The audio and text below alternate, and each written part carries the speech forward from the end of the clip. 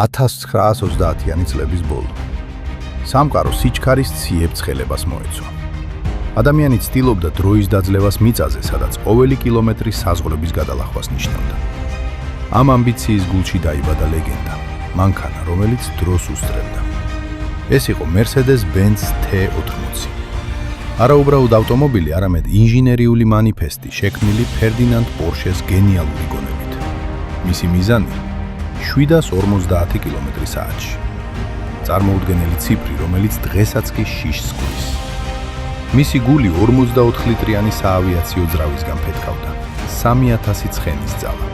ეს იყო 6 ბორბლიანი მონსტრი, შექმნილი არა გზებისთვის, არამედ უსასრულო სწორი ხაზისთვის, სადაც მხოლოდ სიჩქარე მეფობდა. მისი აეროდინამიკური ფორმა მომავლის ხედვას წარმოადგენდა. 1929 წლისთვის T80 მზად იყო ისტორიის დასაწერად.